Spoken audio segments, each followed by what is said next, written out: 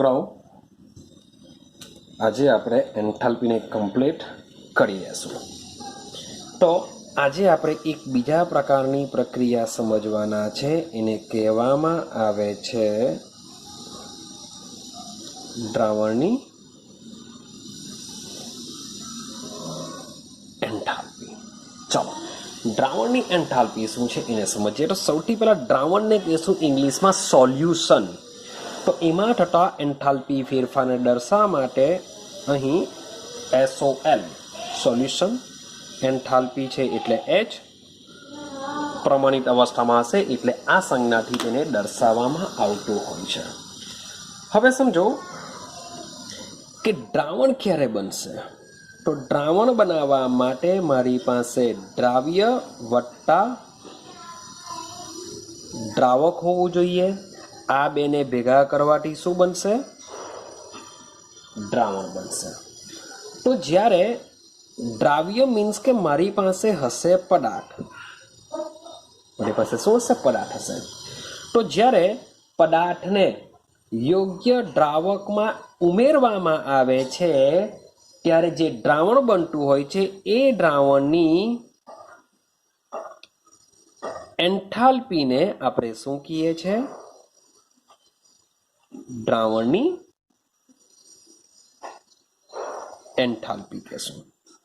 કે પદાર્થને જ્યારે દ્રાવકમાં ઉમેરીને દ્રાવણ બનાવવામાં આવે છે ત્યારે દ્રાવણની જે એન્થાલ્પી હોય છે એને દ્રાવણની એન્થાલ્પી ફેરફાર કહેવામાં આવે છે. હવે આ જે પદાર્થ જે એડ કરીએ છીએ એ પદાર્થ ચોક્કસ જથ્થાનો હશે. એમને આપણે એડ નથી કરી દેતા, ચોક્કસ જથ્થો લેશું. તો માની લઈએ ચોક્કસ જથ્થા તરીકે હું 1 મોલ લઈ લઉં કે 1 મોલ પદાર્થને નિશ્ચિત જથ્થાના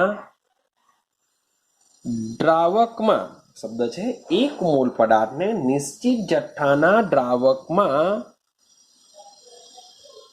ઉમેરવામાં આવે છે ત્યારે અનંત મંડને દ્રાવણની એન્થાલ્પી એ દ્રાવણની એન્થાલ્પી ફેરફાર બરાબર હોય છે.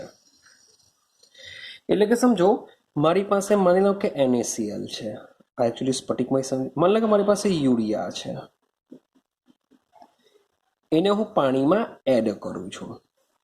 યુરિયા વત્તા પાણી લઈ લઉં છું. હવે યુરિયા વત્તા પાણીને ભેગું કરવાથી બનશે શું? દ્રાવણ બનશે. તો યુરિયા અને પાણીને ભેગા કરવાથી બનતું જે દ્રાવણ છે એની જે એન્થાલ્પી હશે અને આ લોકોની જે એન્થાલ્પી હશે એ બંનેના તફાવતને આપણે શું કહીએ છીએ? દ્રાવણની એન્થાલ્પી કહીએ છીએ. શોર્ટ એન્ડ સિમ્પલ જે દ્રાવણની એન્થાલ્પી આપણે છેલ્લે જે મળતી હોય છે એ એન્થાલ્પીને શું આપણે કહેશું? દ્રાવણની એન્થાલ્પી કહેશું.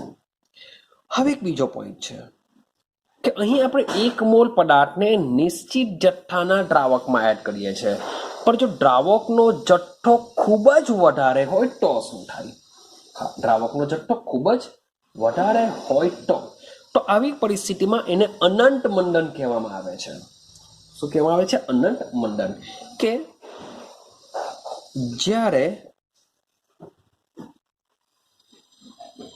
પદાર્થને દ્રાવકના અનંત, જ્યારે પદાર્થને દ્રાવકના અનંત જથ્થાનો મતલબ એવો થશે કે માની લઈએ કે મારી પાસે ખૂબ જ ઘણું બધું વધારે પાણી છે, એ પાણીમાં માત્ર ખૂબ જ ઓછો જથ્થો દ્રાવ્યનો એડ કરું છું, માટે બની જશે અનંત જથ્થામાં. તો અનંત જથ્થામાં ઓગાળવામાં આવે છે અને જ્યારે એની પદાર્થની અંદર જે આયનો આવેલા હોય છે એ આયનો વચ્ચે પારસ્પરિક ક્રિયા ન ગણ્ય હોય ત્યારે થતો એન્થાલ્પી ફેરફાર છે. એટલે કે મારી પાસે માન લો કે NaCl છે, વત્તા મેં H2O લીધો, તો એ લોકો પાણીમાં શું કરશે, Na પ્લસ વત્તા Cl માઇનસ ઉત્પન્ન કરશે. તો આ Na અને Cl જો એકબીજાની નજીક જો આવી જાય તો એ ફરીથી પાછા NaCl માં રૂપાંતર પામી શકે. હવે આ બે આયનો વચ્ચે જો પારસ્પરિક ક્રિયા જો ન હોય, આ બે આયનો વચ્ચે પારસ્પરિક ક્રિયા જો ન હોય તો તેઓ દ્રાવણમાં એકબીજાથી છૂટા રહેશે, એટલે કે આયનો સ્વરૂપે રહેશે. તો તે સ્થિતિમાં જે એન્થાલ્પી ફેરફાર હોય છે એને આપણે દ્રાવણની એન્થાલ્પીથી ઓળખીએ છીએ. ક્લિયર થાય છે? ચાલો હવે એ જ વસ્તુ માન લો કે હું હવે આયનીય સંયોજનની વાત કરું. માન લો કે મારી પાસે આયનીય સંયોજન છે, એઝ એક્ઝામ્પલ NaCl છે, KCl લઈ લઈએ. આવા આયનીય સંયોજનો છે. તો આયનીય સંયોજનો શું હોય છે? મોટે ભાગે સ્ફટિકમય હોય છે. મોટે ભાગે શું હોય છે? સ્ફટિકમય હોય છે. અને આ જે સ્ફટિકમય ઘન પદાર્થ છે એની લેટીસ રચનામાં ગોઠવાયેલા હોય છે. સ્ફટિકમય ઘન પદાર્થમાં શું હોય છે? લેટીસ રચના હોય છે. અને આ લેટીસમાં તેના ધન અને ઋણ આયનો ક્રમબદ્ધ ગોઠવાયેલા હોય છે. તેમાં રહેલા ધન અને ઋણ આયનો તેમાં ક્રમબદ્ધ ગોઠવાયેલા હોય છે. હવે જ્યારે આવા આયનીય પદાર્થોને યોગ્ય દ્રાવક, એટલે કે યોગ્ય દ્રાવક તરીકે મોટે ભાગે આપણે પાણી યુઝ કરીશું. તો જ્યારે આવા આયનીય પદાર્થોને પાણીમાં એડ કરવામાં આવે છે ત્યારે સૌ પ્રથમ આ જે આયનીય સંયોજનો છે તેમાં રહેલા ધન અથવા તો ઋણ આયનો તેની લેટીસમાંનું જે સ્થાન છે એ સ્થાનને છોડે છે. શું કરશે? ધન અને ઋણ આયનો લેટીસના સ્થાનને છોડી દેશે. એટલે કે જે ક્રમબદ્ધ ગોઠવાયેલા હોય છે લેટીસમાં, તો આવા ઘન પદાર્થને જ્યારે પાણીમાં એડ કરીશું ત્યારે આવા ધન આયનો અને ઋણ આયનો શું કરશે? પોતાનું સ્થાન છોડી દેશે. પોતાનું સ્થાન છોડી દેવાથી હવે તે શું કરશે? દ્રાવકમાં મુક્તપણે ફરશે. એકચ્યુઅલી દ્રાવકની જગ્યાએ અહીંયા તમે શબ્દ દ્રાવણ બોલશો તો બી ચાલશે. કેમ? કારણ કે દ્રાવકમાં તમે આ પદાર્થ નાખશો તો એ મુક્ત ફરશે. તો દ્રાવક અને દ્રાવ્ય ભેગા થઈ જવાથી બની તો શું ગયું હશે? દ્રાવણ જ બની ગયું હશે. ખાલી કંઈ જ નહીં હોય તો એને દ્રાવક કહેશું, પણ તમે જ્યારે આયનીય પદાર્થને આ દ્રાવકમાં એડ કરશો ત્યારે બનશે દ્રાવણ. માટે દ્રાવણમાં ધન આયનો અને ઋણ આયનો શું કરે છે? મુક્ત રીતે ફરે છે. ક્લિયર? તો આ જે મુક્ત રીતે જે આયનો ફરતા હોય છે, કેટલાક આયનોમાં ઇઝીલી મુક્ત રીતે ફરતા હોય છે, કેટલાક સ્ફટિકમય ઘન પદાર્થોમાં ઇઝીલી મુક્ત રીતે ફરતા નથી. તો આ જે પોતાનું સ્થાન છોડીને દ્રાવણમાં મુક્ત રીતે ફરે છે, જેને આયનોનું શબ્દ છે, આયનોનું દ્રાવક યોજન કહેવામાં આવે છે. યાદ રાખજો કે આપણે સ્ફટિકમય ઘન પદાર્થને પાણીમાં એડ કરીને જે દ્રાવણ બનાવીએ છીએ ને એ દ્રાવણમાં તેના ધન આયનો અને ઋણ આયનો દ્રાવણમાં મુક્ત રીતે ફરી શકે છે. એને આયનોનું શું કહેવામાં આવે છે? દ્રાવક યોજન કહેવામાં આવે છે. આઈડિયા આવે છે? અને સાથે સાથે આ દ્રાવક યોજનને જ આપણે શું કહી શકીએ છીએ? એનું આયનીકરણથી આપણે એને ઓળખીએ છીએ. ચાલો સમજો, એક એક્ઝામ્પલ દ્વારા તમને સમજાવવાનો પ્રયત્ન કરેલો છે, આપણે બી એને સમજીએ. કે શું કહેવા માંગે છે. માન લો કે મારી પાસે એ બી નામનો કોઈક આયનીય ઘન પદાર્થ છે, એ અને બી. આ આયનીય જે ઘન પદાર્થ છે એને જો હું પાણીમાં નાખા તો એન્થાલ્પીમાં થતો જે ફેરફાર છે ડેલ્ટા સોલ્યુશન એચ, તો એ કેટલો આવશે? એનાથી એ પ્લસ પાણીમાં છે એટલે હું અહીંયા એક્વિયસ લખું છું એવું સમજીને ચાલજો. બી માઇનસ અહીંયા વ્યુ એક્વિયસ લખા. તો સોલિડ પદાર્થને પાણીમાં એડ કરવાથી અથવા તો દ્રાવકમાં એડ કરવાથી આ જે આયનો બને છે ત્યારે થતા એન્થાલ્પી ફેરફારને દ્રાવણની એન્થાલ્પી કહેવામાં આવે છે. પણ ખરેખર શું થાય કે આ જે સોલિડ પદાર્થ છે એને સૌથી પહેલા શું કરવામાં આવશે? ગેસમાં રૂપાંતર કરવામાં આવશે. તો એ પ્લસ ગેસ વત્તા બી માઇનસ ગેસમાં રૂપાંતર કરવું પડશે. એના માટેની જરૂરી એન્થાલ્પીને તેની લેટિસ એન્થાલ્પી કહેવામાં આવે છે. એને શું કહેશું? એની લેટિસ એન્થાલ્પી.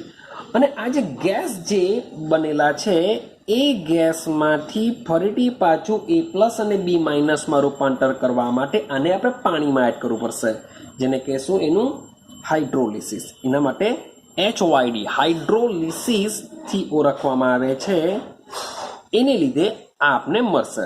તો સૌથી પહેલા સોલિડને ગેસમાં રૂપાંતર કરીશું એટલે કે એમાં રહેલા ધન અને ઋણ આયનોને આપણે છૂટા પાડી દેશું.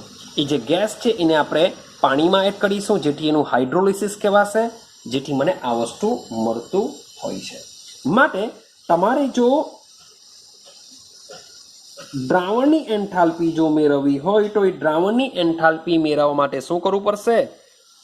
ડેલ્ટા લેટિસ એન્થાલ્પી એટલે કે લેટિસ એન્થાલ્પી સાથે સાથે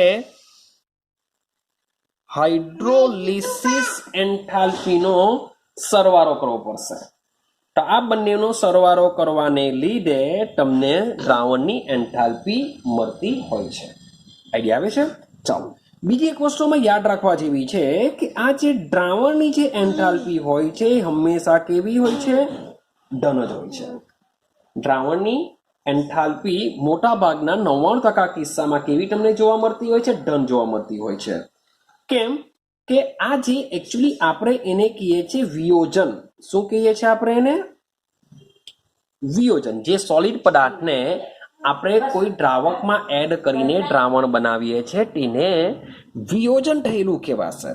તો આ વિયોજનની અંદર આયનો છૂટા પડતા હોય છે અને આયનો છૂટા પાડવા માટે આપણે ઉષ્મા શું કરવી પડતી હોય છે? આપવી પડતી હોય છે. ઉષ્મા આપવી પડતી હોય છે. માટે સોલ્યુશનની એન્થાલ્પીમાં થતો ફેરફાર કેવો હોય છે? સોલિડ તમને મળતો હોય છે. ચાલો, માટે જ કોઈ પણ મીન્સ કે માની લો કે મારી પાસે ખાંડનું દ્રાવણ હોય, ખાંડ પાણીમાં ઓગળશે, પણ જો તમે એને ગરમ કરશો, ગરમ કરવાથી તમે વધુ ખાંડને ઓગાળી શકશો. તમારી પાસે મીઠાનું દ્રાવણ છે, તમે ઠંડા પાણીમાં જેટલું મીઠું ઓગાળવાની ટ્રાય કરશો એટલું ઓગાળી નાખો. જો આ જ દ્રાવણને જો તમે ગરમ કરશો તો હજુ પણ તમે મીઠું વધારે ઓગાળી શકશો. એટલે કે જો દ્રાવણને જો ઉષ્મા આપવામાં આવે તો એનું વિયોજન શું કરી શકાય? વધારી શકાય અથવા તો તેની દ્રાવ્યતા વધારી શકાય છે. આથી જ મોટે ભાગના બધા જ જે દ્રાવણો છે એ મોટે ભાગે ઉષ્મા શોષક પ્રોસેસ હોય છે. એમાં જો તાપમાનનો વધારો કરવામાં આવે તો દ્રાવ્યતામાં શું થશે? વધારો થશે. એવું જ એક એક્ઝામ્પલ સમજવાનો વાત કરો. માન લો કે મારી પાસે સોડિયમ ફ્લોરાઇડ છે, એવું સમજો. મારી પાસે સોડિયમ ફ્લોરાઇડ છે, મારી પાસે સોડિયમ ક્લોરાઇડ છે, બંનેમાં સોડિયમ છે. હવે સમજો કે જે પદાર્થની લેટિસ એન્થાલ્પી વધારે હશે, જે પદાર્થની લેટિસ એન્થાલ્પી વધારે હશે તેની પાણીમાં દ્રાવ્યતા કેવી હોય છે? ઓછી હોય છે. દિમાગમાં ફિટ કરજો. જેની લેટિસ એન્થાલ્પી વધારે હશે તેની પાણીમાં દ્રાવ્યતા ઓછી હશે. તમને એમ થાય કે સર લેટિસ એન્થાલ્પી કોની વધારે હશે, કોની ઓછી હશે, એ મને કેવી રીતના ખબર પડશે? તો ભાઈ લેટિસ એન્થાલ્પીની વાત કરીએ તો લેટિસ એન્થાલ્પી વધારે કોની હોય અથવા ઓછી કોની હશે? તો લેટિસ એન્થાલ્પી જેની વધારે હશે તેમાં આયનીય લાક્ષણિકતા કેવી હશે? ઓછી હશે.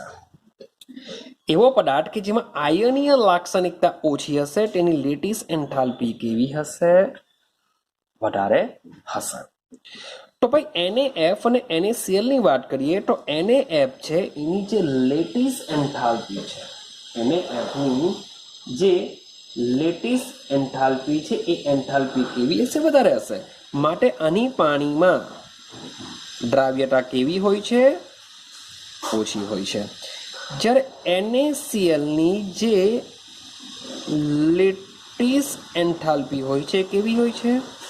ઓછી હોય છે. માટે એની દ્રાવ્યતા કેવી તમને જોવા મળશે? વધારે જોવા મળશે.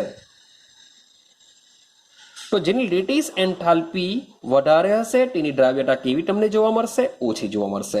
જેમાં આયનીય લક્ષણ વધારે હશે, જેમાં આયનીય લક્ષણ વધારે હશે તેની લેટિસ એન્થાલ્પી કેવી હશે? ઓછી હશે. તો મીન્સ કે જે બી છે એ આયનીય લાક્ષણિકતા પર બધું જોવા મળશે. તો આયનીય લાક્ષણિકતા ઓછી હશે, જો શબ્દ છે આયનીય લાક્ષણિકતા ઓછી હશે તેની લેટિસ એન્થાલ્પી વધારે હોય છે. માટે જ તમે સોડિયમ ફ્લોરાઇડમાં આયનીય લક્ષણ જોશો તો કેવું જોવા મળશે? ઓછું જોવા મળશે. જ્યારે સોડિયમ ક્લોરાઇડમાં આયનીય લક્ષણ કેવું જોવા મળશે? વધારે જોવા મળશે. તમે પાછા કહેશો કે સર આયનીય લક્ષણ કેવી રીતના ખબર પડશે? પાછો ક્વેશ્ચન તમને એવું પૂછાય, સર આયનીય લાક્ષણિકતા કોની વધારે હશે, કોની હશે ઓછી હશે કેવી રીતના ખબર પડે? તો ભાઈ તમારો જે મેટલ અને નોન મેટલ વચ્ચે આયનીય બંધ બનતો હોય છે, મેટલ કદમાં જેટલો મોટો હશે એટલો જ ઇઝીલી ઇલેક્ટ્રોન ગુમાવી શકે. નોન મેટલ કદમાં જેટલું નાનું હશે એટલું શું કરી શકે છે? ઇઝીલી ઇલેક્ટ્રોન મેળવી શકે છે. તો તમારો જે બે પદાર્થ, બે આયનો હશે, મેટલ નોન મેટલ, મેટલ કદમાં જેટલો મોટો હશે, નોન મેટલ કદમાં જેટલો નાનો હશે, તો આ બે વચ્ચે આયનીય બંધ એટલો જ મજબૂત બનશે. એટલે કે એની લેટિસ એન્થાલ્પી ઓછી હશે. લેટિસ એન્થાલ્પી જો ઓછી હોય તો એની દ્રાવ્યતા કેવી હશે? વધારે હશે. ક્લિયર છે? તો મીન્સ કે આ છે દ્રાવણની એન્થાલ્પી. તો એક નાનો અમથો ટોપિક હતો દ્રાવણની એન્થાલ્પી. હવે આપણે ઇમ્પોર્ટન્ટ ટોપિક સમજીએ. હવે સમજીએ લેટિસ એન્થાલ્પી. એમ તો મેં તમને થોડી ઘણી લેટિસ એન્થાલ્પીની વાત કરી. હવે આમાં આપણે ડિટેલમાં સમજવાનો પ્રયત્ન કરીશું લેટિસ એન્થાલ્પી. ચાલો સૌથી પહેલા લેટિસ એન્થાલ્પી શું છે એને સમજીએ. તો એનું એક્ઝામ્પલ તરીકે હું લઈ લઉં છું NaCl. હા, અને લેટિસ એન્થાલ્પીને દર્શાવવા માટે ડેલ્ટા, અહીંયા તમે લેટિસ લખી શકો છો, લેટિસ, અથવા તો ઇંગ્લિશમાં એને LITTH આ રીતના પણ એને દર્શાવી શકો છો. ચાલો સમજો. તો લેટિસ એન્થાલ્પી કોને કહેવાશે? તો એની પહેલા સૌથી પહેલા આપણે વ્યાખ્યા કરીએ કે આ જે લેટિસ એન્થાલ્પી છે એ સૌથી પહેલા યાદ રાખો આયનીય સંયોજનોમાં કામ કરશે. કારણ કે આયનીય સંયોજનોમાં તેના ધન અને ઋણ આયનો ક્રમબદ્ધ ગોઠવાયેલા હોય છે, તેની લેટિસમાં ક્રમબદ્ધ ગોઠવાયેલા હોય છે. ક્લિયર? તો આપણે જે બી વાત કરીશું કોના માટે વાત કરીશું? આયનીય સંયોજનો માટે વાત કરીશું. તો સમજો એની વ્યાખ્યા શું આવશે? તો એક મોલ આયનીય સંયોજનમાં, 1 મોલ આયનીય સંયોજનો લઈએ. 1 મોલ આયનીય સંયોજનો તેના વાયુરૂપ આયનોમાં રૂપાંતર પામે તે માટેની જરૂરી એન્થાલ્પીને તેની લેટિસ એન્થાલ્પી કહેવાશે. એટલે કે મારી પાસે 1 મોલ NaCl છે તે પણ સોલિડ અવસ્થામાં રહેશે. હવે NaCl માટેના આયનો કોણ છે? Na+ છે, Cl- છે. એને આપણે કઈ અવસ્થામાં? વાયુરૂપ એટલે કે ગેસ. એટલે કે Na અને Cl વચ્ચેનો જે બંધ છે એ બંને મારે શું કરવો પડશે? તોડવો પડશે. અને આ સોલિડ અવસ્થામાં હોય છે, સોલિડમાંથી ગેસમાં રૂપાંતર કરીશું, સાથે સાથે તેનો બંને તોડીશું તો જ એના આયનો એકબીજાથી છૂટા પડી જશે. તો 1 મોલ આયનીય સંયોજનોમાંના, શબ્દ જોજો, 1 મોલ આયનીય સંયોજનોમાંના તેના વાયુરૂપ આયનોને અનંત અંતરે દૂર કરવા માટેની જરૂરી એન્થાલ્પીને તેની લેટિસ એન્થાલ્પી કહેવામાં આવે છે. અને NaCl માટેની જે લેટિસ એન્થાલ્પી છે એ લેટાઇસ એન્થાલ્પી ની વેલ્યુ હોય છે 788 કિલોજૂલ પ્રતિ મોલ જેટલી હોય છે. NaCl માટે આટલી લેટિસ એન્થાલ્પી હોય છે.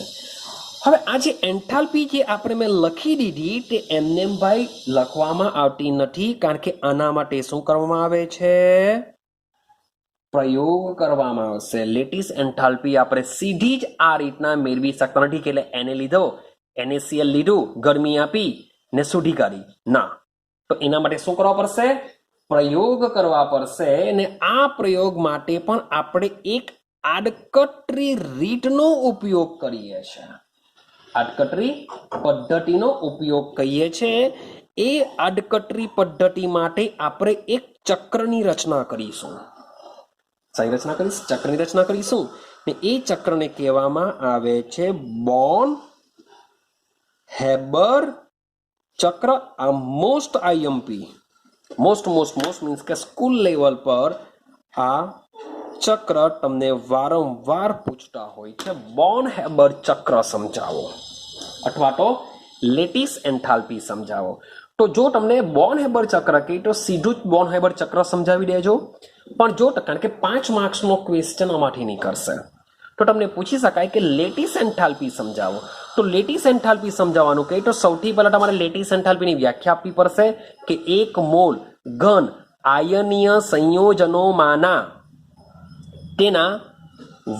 તેના આયનોને વાયુરૂપ અવસ્થામાં અનંત અંતરે દૂર કરવા માટેની જરૂરી એન્થાલ્પીને તેની લેટિસ એન્થાલ્પી કહેવામાં આવે છે. NaCl નું એક્ઝામ્પલ તમે આપી શકો, એના માટે લખી શકો કે NaCl માટે લેટાઇસ એન્થાલ્પી 788 કિલોજૂલ પ્રતિ મોલ છે.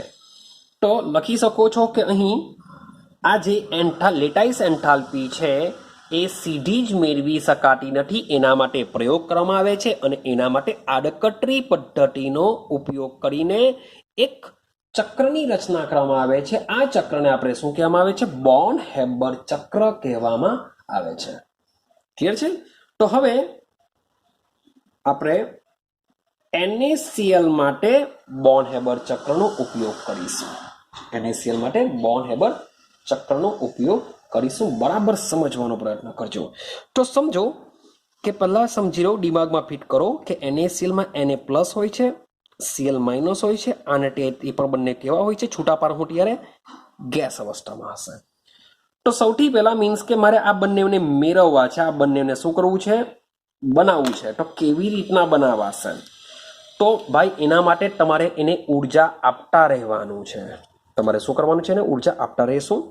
કે ભાઈ સૌથી પહેલો પોઈન્ટ કે સોડિયમ સૌથી પહેલા સામા હોય છે? ઘન અવસ્થામાં. સોડિયમ ઘન અવસ્થામાં હોવાથી તેનું વાયુમાં રૂપાંતર કરવા માટેની જરૂરી ઉર્જાને, યાદ કરો, આવી ગયું છે કે Na સોલિડ છે, એના માટે મારે Na ગેસ બનાવવું છે, એના માટેની ઉર્જાને શું કહેશું? તો એના માટેની જરૂરી ઉર્જાને ઉર્ધ્વપાતન એન્થાલ્પી કહે છે. આગળના વિડીયોમાં આપણે આની ડિસ્કશન કરી છે. જેમ કે મારી પાસે સોડિયમ છે એ કઈ અવસ્થામાં મળતો હોય છે? સોલિડ અવસ્થામાં મળતો હોય છે, પણ મારે તો એને પ્લસ બનાવવાનો છે, એટલે કે ઇલેક્ટ્રોન દૂર કરવો છે. તો એના માટે મારે સોડિયમને ગેસ અવસ્થામાં રૂપાંતર કરવું પડશે. તો સોડિયમ સોલિડમાંથી ગેસમાં રૂપાંતર કરવું હોય તો એના માટેની ઉર્જાને શું કહેશું આપણે? ઉર્ધ્વપાટન એન્થાલ્પી. ઉર્ધ્વપાટનને ઇંગ્લિશમાં સબ્લિમેશન કહેવામાં આવે છે. માટે ડેલ્ટા નીચે આપણે લખી દઈશું SUB, પ્રમાણિત અવસ્થામાં હશે. અને એનું મૂલ્ય હોય છે, આ મૂલ્ય બધા યાદ રાખવા પડશે, 108.4 કિલો જૂલ પ્રતિ મોલ. આ બી ક્યાં શામાં હોય છે? પ્લસમાં હોય છે. ક્લિયર થાય છે? તો સોડિયમ સોલિડનું સોડિયમ ગેસમાં રૂપાંતર કરીશું, એના માટેની સબ્લિમેશન એન્થાલ્પી હોય છે = +108.4. ચાલો, પણ મેં તો ગેસમાં રૂપાંતર કર્યું, પણ મારે તો એને પ્લસ જોઈએ છે. તો અહીંથી શું કરવું પડશે? એક ઇલેક્ટ્રોનને દૂર કરવો પડશે. તો મારો બીજો પોઈન્ટ છે કે વાયુરૂપ સોડિયમ આયન માંથી, sorry for that, sodium ion નહીં કહેવાય, વાયુરૂપ સોડિયમ માંથી સોડિયમ આયન બનાવવા માટેની જરૂરી ઉર્જાને તેની શું કહેશું? આયનીકરણ એન્થાલ્પી કહે છે. એને શું કહેશું? આયનીકરણ એન્થાલ્પી કહેવાશે. અહીં સોડિયમને બી ઉર્જા આપવી પડશે. કેટલી આપવી પડશે? 108.4 કિલો જૂલ પ્રતિ મોલ. ત્યારે એ ગેસમાં રૂપાંતર પામશે. સેમ મારી પાસે જે સોડિયમ ગેસ છે એ ગેસ શું કરશે? ઇલેક્ટ્રોન ગુમાવશે. ઇલેક્ટ્રોન ગુમાવવાને લીધે એનું રૂપાંતર થઈ જશે Na+ ગેસની અંદર. તો અહીં સોડિયમ ગેસને મારે ઉર્જા આપવી પડશે, જેથી એ Na+ રૂપાંતર પામશે. તો અહીં જે ઉર્જા હોય છે એને આયનીકરણ એન્થાલ્પી કહેવાશે. એને શું કહેવાશે? આયનીકરણ એન્થાલ્પી. આયનીકરણ માટે ઇંગ્લિશમાં આયોનાઇઝેશન કહેવાશે. માટે આપણે અહીં આઈ વડે દર્શાવીશું. તો એના માટેની એન્થાલ્પી તમારે શબ્દ યાદ રાખવાનો છે, 496 સેમ કિલો જૂલ પ્રતિ મોલ. આપણને શું હોય છે? પ્લસમાં, કારણ કે આપણે શું કરવી પડતી હોય છે? ઉર્જા આપવી પડતી હોય છે. ચાલો, તો મેં Na+ ગેસ મેળવી દીધો. હવે આપણે મેળવવાનો પ્રયત્ન કરીશું Cl ગેસ. હવે આપણે શાની વાત કરીશું? Cl ગેસ બનાવવાની વાત કરશું. તો ભાઈ એક જ Cl ની રિક્વાયરમેન્ટ છે, તો હું સૌથી પહેલા શું લેવા? Cl2 લેવા. મારો ત્રીજો પોઈન્ટ જોજો કે NaCl ની રચનામાં એક જ ક્લોરીન પરમાણુની જરૂરિયાત છે. આથી Cl2 અણુનું, મારી પાસે ક્લોરીન શું હોય છે? અણુ સ્વરૂપે હોય છે. મારે તો એક જ Cl ની રિક્વાયરમેન્ટ છે. તો સૌથી પહેલા Cl2 અણુનું શું કરવું પડશે? વિયોજન કરવું પડશે. Cl2 અણુનું શું કરવું પડશે? વિયોજન. તો Cl2 અણુનું Cl પરમાણુમાં રૂપાંતર કરવા માટેની જરૂરી એન્થાલ્પીને તેની વિયોજન એન્થાલ્પી કહે છે. માટે આઈડિયા આવે છે કે મારે NaCl ને બનાવવો હોય તો NaCl માટે શું છે? એક જ Cl આવેલો હોય છે, પણ ખરેખર એકચ્યુઅલી વાતાવરણમાંથી જ્યારે Cl2 મેળવવામાં આવે છે એ એઝ અ Cl2 સ્વરૂપે હોય છે. તો અહીં તો ને ભાઈ ગેસ અવસ્થામાં જશે એ કોઈ પ્રોબ્લેમ નથી, પણ Cl2 ગેસમાંથી મારે તો માત્ર ને માત્ર Cl ગેસ જ મેળવવો છે. તો અહીં Cl વચ્ચેના બંને તોડવો પડશે, તો મને 2 Cl મળશે. તમે એને પરમાણ્વીયકરણ એન્થાલ્પી બી કહી શકો છો. પરમાણ્વીયકરણ એન્થાલ્પી કહી શકો, બન એન્થાલ્પી કહી શકો, વિયોજન એન્થાલ્પી કહી શકો. બધું કેવું આવશે? સેમ આવશે. તો આના માટેની જે ઉર્જા હોય છે એને દર્શાવવા માટે હું ડેલ્ટા, જો લખેલું છે બોન્ડ, એટલે કે બંધ એન્થાલ્પી પણ તમે કહી શકો છો, વિયોજન એન્થાલ્પી બી કહી શકો છો, અહીંયા એ પણ લખી શકો છો, એટોમાઇઝેશન એન્થાલ્પી પણ કહી શકો છો. અને એની વેલ્યુ કેટલી હોય છે? +121 કિલો જૂલ પ્રતિ મોલ છે. સમીકરણને બેલેન્સ કરવા માટે હું અહીંયા 1/2 લખી દેવા. સમીકરણને બેલેન્સ કરવા માટે શું કરવા? 1/2 લખા. માટે અડધી અહીંયા 1/2 છે, માટે આની પર આગળ બી શું કરવું પડશે? 1/2 લખવું પડશે. ક્લિયર થઈ ગયું? 3 પોઈન્ટ કમ્પ્લીટ થઈ ગયા. હવે આ તો મેં Cl ગેસ મેળવો, મારે તો શું મેળવવો છે? રિએક્શન માટે મારે શું જરૂર પડશે? Cl માઇનસની જરૂર પડશે. માટે આ જે Cl ગેસ છે એમાંથી મારે Cl માઇનસમાં રૂપાંતર કરવું પડશે. તો એના પરથી આપણે ચોથો પોઈન્ટ કે વાયુરૂપ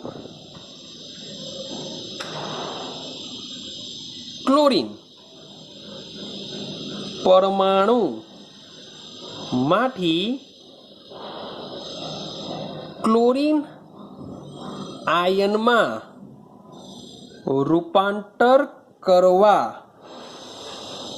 માટેની જરૂરી એન્થાલ્પીને તેની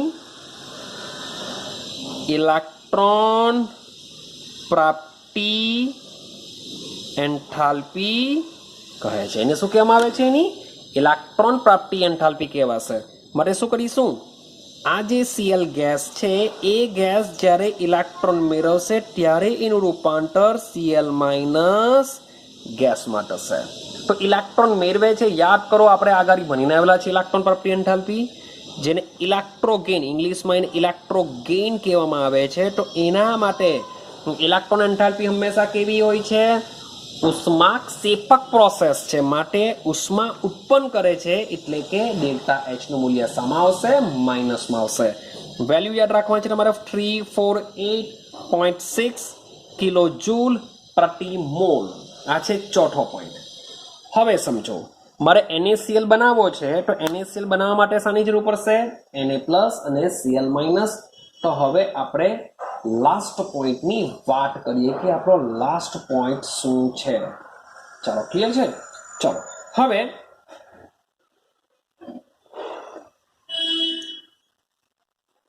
સોડિયમ શબ્દ બોલું છું, સોડિયમ આયન અને ક્લોરીન આયન વચ્ચે આકર્ષણ બળ દ્વારા જોડાઈને સોડિયમ ક્લોરાઇડ બને છે. તે દરમિયાન થતા એન્થાલ્પી ફેરફારને તેની સર્જન થયું બન્યો માટે આને કહેશું આપણે તેની સર્જન એન્થાલ્પી કહે છે. એને શું કહેશું આપણે? એની સર્જન એન્થાલ્પી દ્વારા ઓળખીશું. માટે સમજો, સર્જન એન્થાલ્પીની વાત કરીએ તો સર્જન એન્થાલ્પી લખીએ આપણે તો Na+ ગેસ અવસ્થામાં વત્તા Cl- ગેસ અવસ્થામાં, આ બે વચ્ચે પ્રોસેસ થઈને શું બની જશે? NaCl સોલિડ બની જશે. શું બનતો હોય છે? NaCl સોલિડ બની જતું હોય છે. અને તેના માટેની એન્થાલ્પીને આપણે દર્શાવીશું F વડે, ડેલ્ટા FH વડે, = 411.2 કિલો જૂલ પ્રતિ મોલ હોય છે. ક્લિયર છે? હવે આપણે શું કરીશું? 5 પોઈન્ટ મીન્સ કે આ અહીં NaCl આપણો બને છે, તો અહીં NaCl ની જે લેટાઇસ એન્થાલ્પી જો મારે ગણવી હોય, શબ્દ બોલું છું હું, NaCl ની અહીં લખી દઈએ માટે સોડિયમ ક્લોરાઇડની લેટાઇસ એન્થાલ્પી બોન હેબર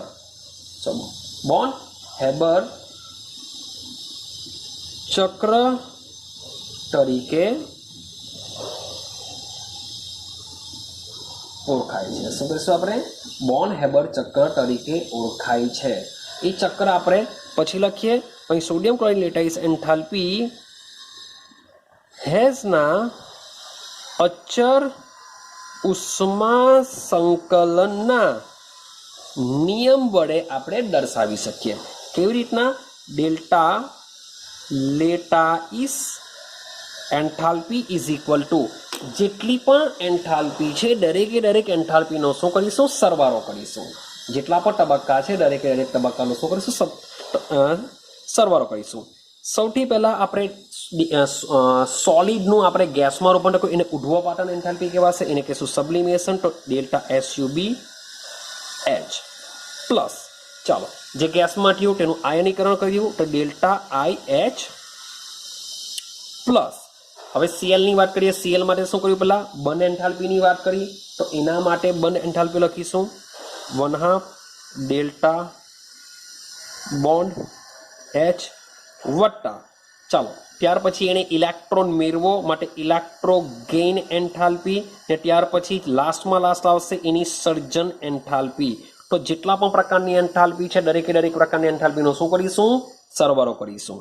ચાલો તો આ બધા વેલ્યુ તમારે યાદ રાખવી પડશે. તો સૌથી પહેલી વેલ્યુ આપણે જોઈને આવ્યા પ્લસ 108.4 વત્તા બીજી વેલ્યુ આયોનાઇઝેશન 496 કિલો જૂલ પ્રતિ મોલ વત્તા ત્યાર પછી જે બોન એન્થાલ્પી જે જોઈને આવ્યા તે છે 121 વત્તા -348.6 અને વત્તા લાસ્ટ જોઈને આવ્યા તે છે 411.2. તો આનો જો તમે રૂપાંતર કરશો આની વેલ્યુ આવતી હોય છે +788 કિલો જૂલ પ્રતિ મોલ. એ કોની છે? NaCl ની લેટાઇસ એન્થાલ્પી ગણવામાં આવતી હોય છે. ક્લિયર થાય છે? તો આ રીતના NaCl ની લેટાઇસ એન્થાલ્પી ગણવામાં આવતી હોય છે. હવે આને બોન હેબર ચક્ર કેમ કહેવામાં આવે એને સમજીએ. ચાલો સમજો એક બોન હેબર ચક્ર કેમ કહેવામાં આવશે? કેમ? કારણ કે એમાં જેટલા પણ તબક્કા આપણે 5 જોઈને આવ્યા તે એકબીજા સાથે શું હોય છે? કનેક્ટેડ હોય છે. Sorry for that. ઓકે ચાલો તો જેટલા પણ તબક્કા હોય છે દરેકે દરેક તબક્કા શું હોય છે? એકબીજા સાથે કનેક્ટેડ હોય છે. સમજો સૌથી પહેલા વાત કરીએ તો મારી પાસે શું હોય છે? એને સોલિડ લેવાના વત્તા રિએક્શનમાં 1/2 Cl2 ગેસ લેવાના. તો સૌથી પહેલા તબક્કામાં આપણે શું કરીએ છીએ? આ જે Na સોલિડ છે એને કન્વર્ઝન Na ગેસમાં કરીએ છીએ. આપણે 1/2 Cl2 ગેસને કંઈ પણ કરતા નથી. તો આના માટેની જે ઉર્જા છે એને આપણે શું કહીએ છીએ? ડેલ્ટા SUB H કહીએ છીએ. એટલે કે એને સબ્લિમેશન એન્થાલ્પી એને કહીએ છીએ. અને એની વેલ્યુ કેટલી હોય છે? +108.4 કિલો જૂલ પ્રતિ મોલ જેટલી એની ઉર્જા હોય છે. હવે સેકન્ડ સ્ટેપમાં આ જે Na ગેસ બની ગયો હોય છે એનું રૂપાંતર આપણે શેમાં કરીએ છીએ? Na plus gas 1/2 Cl2. તો આના માટેની એન્થાલ્પીને આપણે આયોનાઇઝેશન એન્થાલ્પી કહીએ છીએ. ડેલ્ટા IH લખીશું એના માટે. અને એની વેલ્યુ યાદ કરો. કેટલી યાદ રાખવાની છે તમે? આયોનાઇઝેશન એન્થાલ્પીની 496. તો 496 કિલો જૂલ પ્રતિ મોલ જેટલી એની ઉષ્મા હોય છે. ચાલો તમારી પાસે Na પ્લસ ગેસ બની ગયું તો હજુ તો આ Cl2 છે. તો એના માટે મારે હવે શું કરવું પડશે? હજુ બી ઉષ્મા આપવી પડશે જેથી એ બનશે Na પ્લસ ગેસ વત્તા Cl માઇનસ ગેસમાં રૂપાંતર પામે. તો એના માટેની જે જરૂરી ઉર્જા છે Cl માઇનસમાં રૂપાંતર કરવા માટેની તેને કહેશું આપણે બોન્ડ એન્થાલ્પી. એટલે કે 1/2 ડેલ્ટા બોન્ડ H આ રીતના દર્શાવીએ છીએ. અને એની જે વેલ્યુ હોય છે એ બોન્ડ એન્થાલ્પીની વેલ્યુ 121 કિલો જૂલ પ્રતિ મોલ હોય છે. ક્લિયર થાય છે? ચાલો હવે સમજો કે અહીં આપણે જે Na+ અને Cl- આ જે બનાવ્યો છે એ ફરીથી શું કરશે, એ એકબીજા સાથે હવે જોડાશે. સોરી ફોર ધેટ, હજુ તો બોન્ડ એન્થાલ્પી અહીંયા માઇનસ ની આવશે. Sorry for that. NaCl gas શું થશે, Cl ગેસ, એટલે કે આપણે જે Cl વચ્ચેનો બોન્ડ છે એને તોડ્યો છે. હવે શું થશે કે મારે તો Cl- માં રૂપાંતર કરવું છે, તો Cl- માં રૂપાંતર કરવું હોય તો મારે બનશે શું, અહીંયા Na+ ગેસ વત્તા Cl- ગેસ. પણ આના માટે આ જે ક્લોરીન પરમાણુ છે, વાયરૂપ ક્લોરીન છે, એને ઇલેક્ટ્રોન મેળવવો પડશે. તો એના માટેની એન્થાલ્પીને ઇલેક્ટ્રોગેઇન એન્થાલ્પી કહેવામાં આવે છે અને એની વેલ્યુ માઇનસમાં હોય છે. ઇઝ ઇક્વલ ટુ યાદ રાખીશું -348.6 કિલોજૂલ પ્રતિ મોલ હોય છે. ક્લિયર થાય છે? ચાલો સેમ હવે Na+ અને Cl- એકબીજા સાથે જોડાઈ જશે. એકબીજા સાથે શું કરશે, જોડાઈ જશે અને બનાવી શું દેશે, NaCl બનાવી શકે છે. તો એના માટેની જે એન્થાલ્પી છે એને આપણે એકચ્યુઅલી સર્જન એન્થાલ્પી કહીએ છીએ. એને આપણે ડેલ્ટા FH વડે દર્શાવીશું અને એની વેલ્યુ હોય છે 411.2 કિલોજૂલ પ્રતિ મોલ હોય છે. એકચ્યુઅલી આ વેલ્યુ હોય છે માઇનસમાં હોય છે. આ વેલ્યુ શામાં હોય છે, એકચ્યુઅલી માઇનસમાં હોય છે. તો સમજો કે અહીં જે Na સોલિડ અને Na ગેસ આપણે જે સીધું લખીએ છીએ, અહીંયાથી આટલું આપણે એમ બતાવી દઈએ છીએ કે આમાંથી સીધું આ બનશે એવું આપણે બતાવી દઈએ છીએ. તો એકચ્યુઅલી આ જે બતાવીએ છીએ એને આપણે સર્જન એન્થાલ્પી કહીએ છીએ.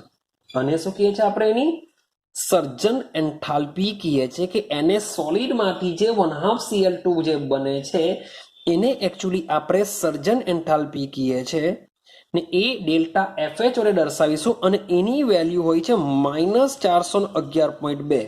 અને આ રીતના જે પ્લસ અને માઇનસ જે ભેગા થઈને જે બનતા હોય છે એ એકચ્યુઅલી કહેવામાં આવે છે એની લેટિસ એન્થાલ્પી કહેવામાં આવે છે અને એની વેલ્યુ +788 કિલોજૂલ પ્રતિ મોલ હોય છે. યાદ રાખજો કે Na+ અને જે Cl- એકબીજા સાથે જોડાશે, એકબીજા સાથે જે જોડાતા હોય છે એ લેટિસ એન્થાલ્પી કહેવાશે.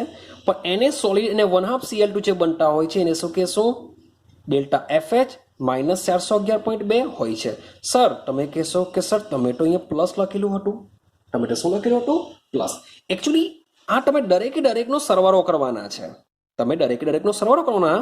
તો લેટિસ એન્થાલ્પી અહીંયા જે +788 મેં જે લખેલી છે એ +788 આવી જ જશે. કેવી રીતના કે તમે અહીં ડેલ્ટા FH ને કરતા બનાવશો. જો એમાં મેં પ્લસમાં લખેલી છે વેલ્યુ, ડેલ્ટા FH ની વેલ્યુ કેવી લખેલી છે, મેં પ્લસમાં લખેલી છે, અહીં મેં માઇનસ લખેલી છે. તો રીઝન એવું છે કે ડેલ્ટા FH બરાબર તમે આ બધાનો સરવાળો કરશો, પણ તમે લેટાઇસ એન્થાલ્પીને જો આ બાજુ લઈ આવીશો તો સમજો કે એ બરાબર આ બધાનો સરવાળો થશે તો એની વેલ્યુ તમને કેટલી જોવા મળશે, +788 એની વેલ્યુ જોવા મળશે. આઈડિયા આવી રહી છે? તો માટે અહીં એક આખું ચક્ર જેવું બને છે. અહીં એક કે તમારે એને આપણે મોટે ભાગે રિએક્શન કરીએ તો રિએક્શનમાં શું કરીએ છીએ, Na સોલિડ લેશું, 1/2 Cl2 લેશું, આ બંને વચ્ચે પ્રોસેસ કરાવીને NaCl બનાવીએ તો એને NaCl સર્જન કહેવાશે. પણ જ્યારે પ્લસ અને માઇનસ ભેગા થઈને બનતા હોય છે એને લેટાઇસ એન્થાલ્પી કહેવામાં આવતી હોય છે, જેની વેલ્યુ એકચ્યુઅલી આવતી હોય છે +788. હા, તમે આમાં એવું કહી શકો કે મે બી લેટાઇસ એન્થાલ્પી તમે -788 કરી શકો. એટલે કે ખરેખર શું હોય, delta FH is equal two આ જેટલી પણ એન્થાલ્પી છે એ બધાનો શું કરીશું, સરવાળો કરીશું. પણ મારે તો લેટાઇસ એન્થાલ્પી શોધવી છે તો હું લેટાઇસ એન્થાલ્પીને શું કરતા બનાવી દેવા, એટલે કે એ આ બાજુ આવી જશે. એટલે કે તમને આ વેલ્યુ પણ ઓલરેડી ત્યારે માઇનસમાં હોય છે એવું સમજીને ચાલો. પણ જ્યારે એને આ બાજુ જો લઈ આવું, કરતા બનાવી દેવું ને અને આ બાજુ લઈ આવું તો આ જે ડેલ્ટા FH છે એ તમને માઇનસની જગ્યા તમે જોશો તો પેલામાં મેં સરવાળો કર્યો છે, તમે આનો સરવાળો કરશો તો આની વેલ્યુ તમને 788 પ્લસમાં મળશે કિલોજૂલ પ્રતિ મોલ, જેને આપણે ડેલ્ટા લેટાઇસ એન્થાલ્પીથી ઓળખીએ છીએ. તો આટલી વસ્તુ મીન્સ કે થોડીક યાદ રાખવાની છે. હવે સમજો કે આપણો જે NaCl છે એ સોલિડ છે, એનું કન્વર્ઝન મેં Na પ્લસ ગેસ વત્તા Cl માઇનસ ગેસમાં, અને આની લેટાઇસ એન્થાલ્પી કહેવાશે. હવે આપણે જો ઉષ્માગતિશાસ્ત્ર મીન્સ કે delta H is equal to delta U minus delta plus delta NgRT સમીકરણનો ઉપયોગ, delta H is equal to delta U plus delta NgRT સમીકરણનો ઉપયોગ કરીએ તો ડેલ્ટા N બરાબર શું થાય? તો ડેલ્ટા N ભાઈ નિપજ કેટલી છે? Na plus gas Cl minus gas, તો બંને ગેસ અવસ્થામાં છે. આગળ કંઈ નથી લખ્યું, માટે અહીંયા આવશે 2. NaCl સોલિડ છે એટલે કે 0, માટે ડેલ્ટા N ની વેલ્યુ કેટલી તમને જોવા મળશે? 2 જોવા મળશે.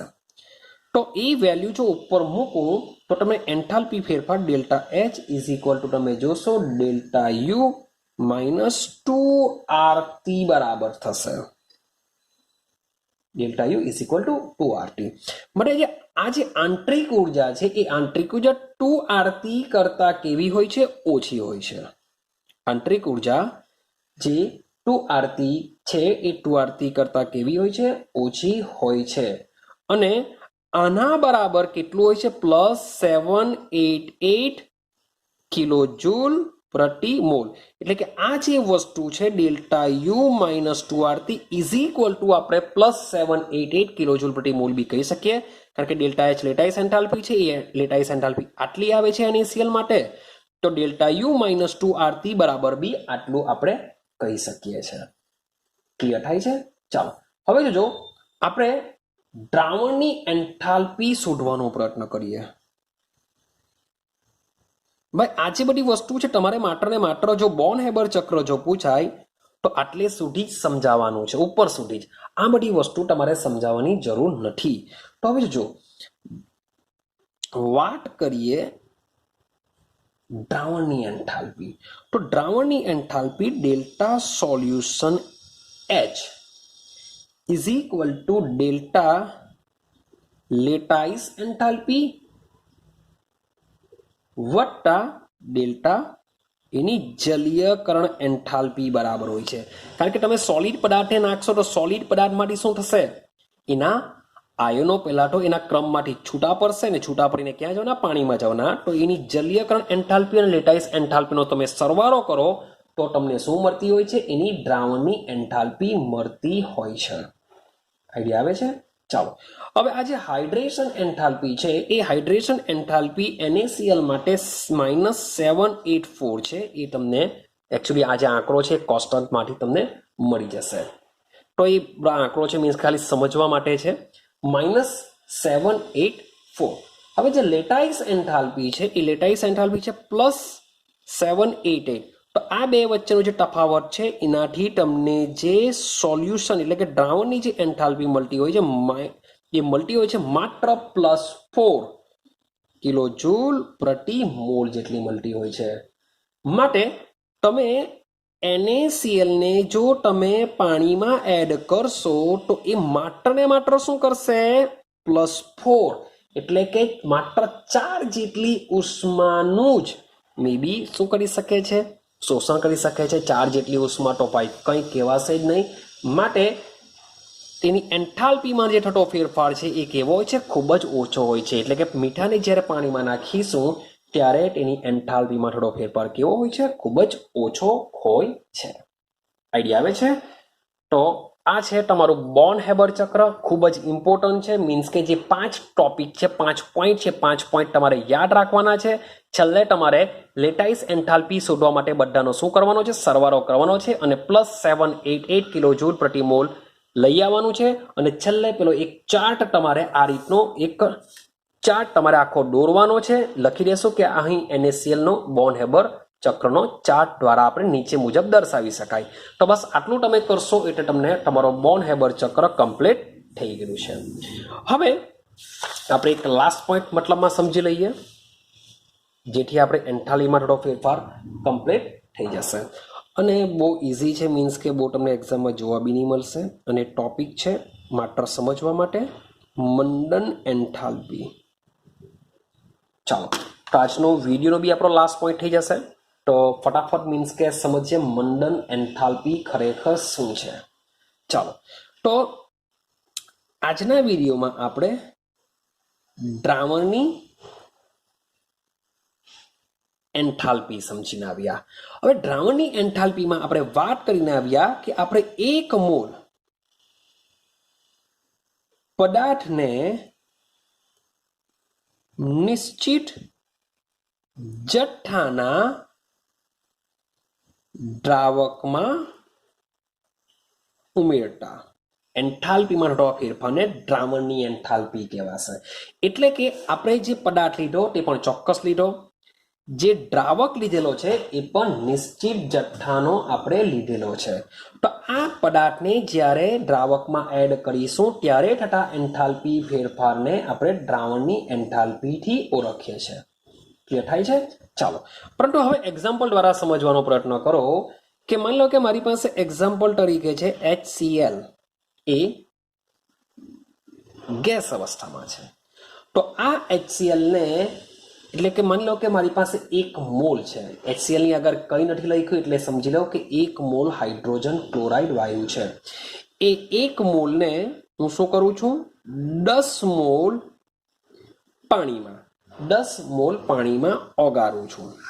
તો મને મળી જશે HCl, અહીંયા લખી દઉં છું એક્વિયસ.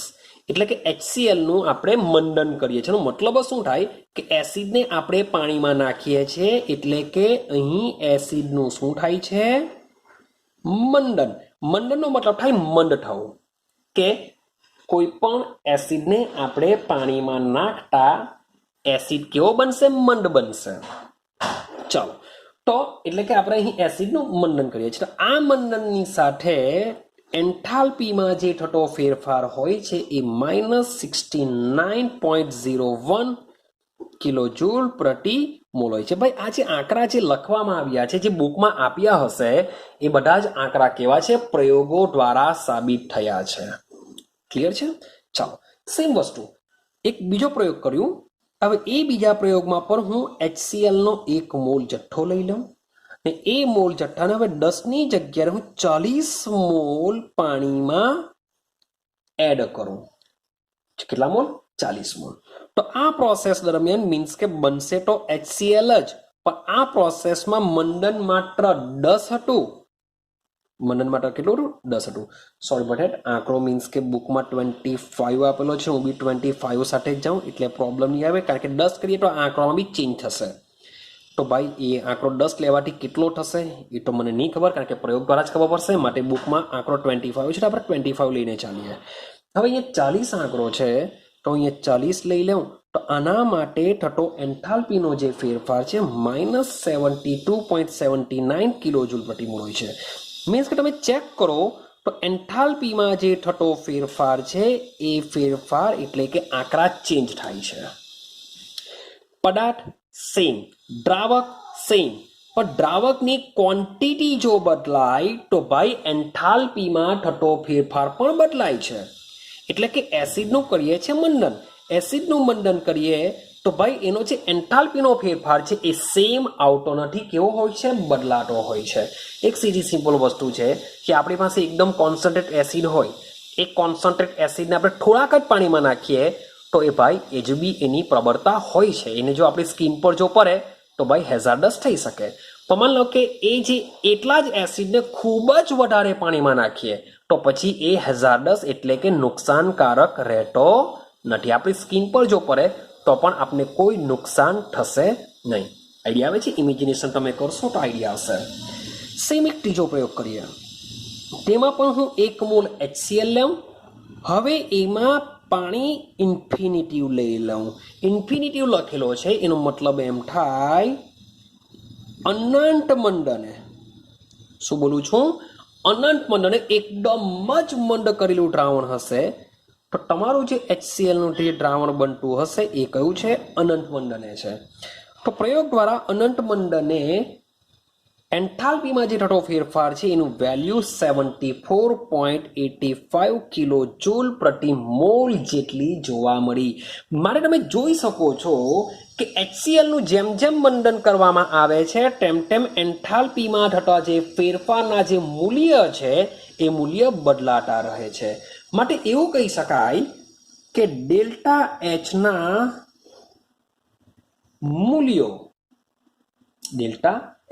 મૂલ્યો દ્રાવકના જથ્થા ઉપર આધાર રાખે છે.